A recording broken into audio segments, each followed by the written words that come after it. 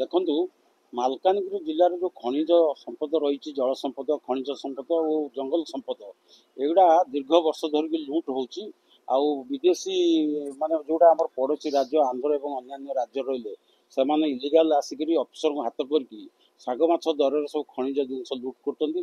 ବର୍ତ୍ତମାନ କ୍ରସର ଉପରେ ବର୍ତ୍ତମାନ ଗୋଟେ ତଦନ୍ତ ପ୍ରକ୍ରିୟା ଆରମ୍ଭ ହୋଇଛି। ବେଆଇନ ଭାବେ ଅନେକ କ୍ରସର ଚାଲିଛି। ଗୋଟେ ଜାଗାରେ ଲିଜ୍ ଦିଆହେଇଥିଲେ ଆଉ ଗୋଟେ ପାହାଡ଼କୁ ସେମାନେ ଖୋଳୁଛନ୍ତି। ତୁଳସୀ ପାହାଡ଼ ଯେଉଁଟା ମାଓବାଦୀ ଅଞ୍ଚଳ, ମାଥିଲି ଅଞ୍ଚଳ, ସେଠି ମଧ୍ୟ ବେଆଇନ କ୍ରସର ଚାଲିଛି ବୋଲିକି ଅଭିଯୋଗ ହୋଇଛି। ଏବଂ ଆଗରୁ ଦୀର୍ଘ 50 ବର୍ଷ ଧରି ମଧ୍ୟ ଏଠି ଖଣିଜ ସମ୍ପଦ ଲୁଟ୍ ହେବାର ନଜିର ରହିଛି।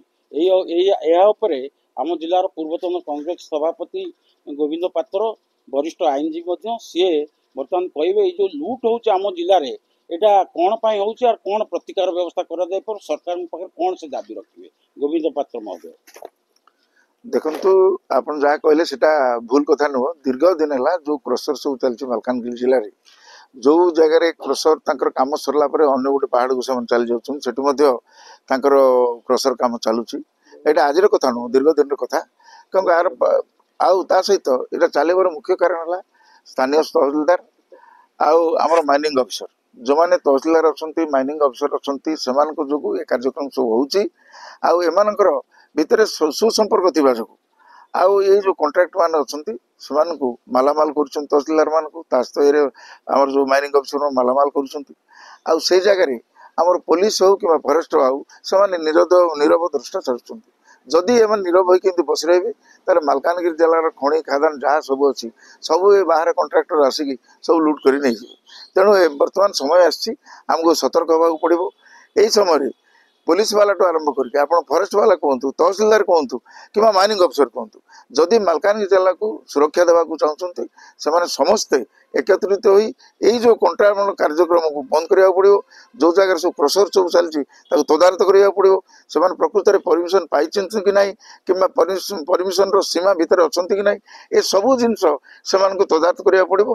तदारत कलापर निश्चित भाव में किसी सुधारी मुझे आशा कर सहित देखिए अंचल मानक बहुत कंट्राक्ट अच्छे जो मैंने गोटे गोटे जगार आइसोलेटेड जगार नहीं प्राय शह शह बाली ट्रिप पकईक रखिंट से बाली ट्रिप को अन्य समय से बहुत चढ़ा दर में बिक्री करुँच।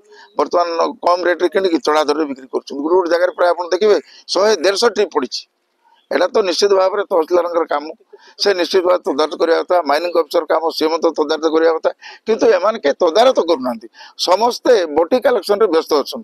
से बटी कलेक्शन जो मालकानगिरी जिला पक्षर पड़ी। आप लक्ष्य रखिथे जे अफिसर मान मालामाल ए फॉरेस्टर को देखो कोटी कोटी टंका बाहर से रेंजर को देखो कोटी कोटी टंका बाहर जन एकजुट दिन गला बाटे 4 कोटी ना 5 कोटी टंका बाहर जी जी ये अच्छा से मालामाल होगा आमर जिलार उन्नति करने को आसी ना।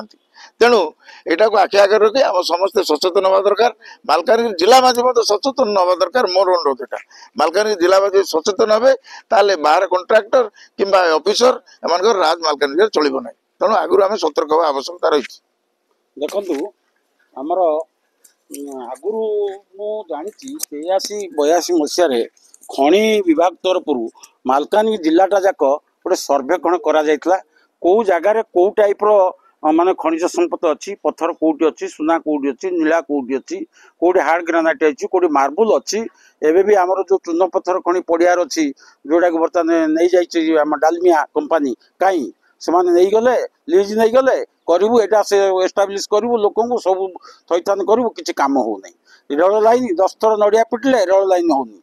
एयरपोर्ट है थरे थर एयर आसला फ्लाइट आसला सी अधा पंतुरिया पड़ी। तेणु ये कौन सी ना फैक्टरी ना कल कारखाना ना खनिज संपदर विनियोग आ विशेषकर बर्तमान आप देखिए लुट कौट हो जो कोटी कोटी टंकार ग्राम उन्नयन विभाग जो रास्ता घाट होटा से ड्रेन खोला मोरम पका कि 100 किलोमीटर कुआरी देखिए बिल करा कोटी कोटी टंकार वर्ष को 500, 600, 800 कोटी टंका आसूची अधा से लुट हो ठिकादार जेई जो बड़ बड़ जंत्री रही से पूरा 50-50 भाग कराऊँच।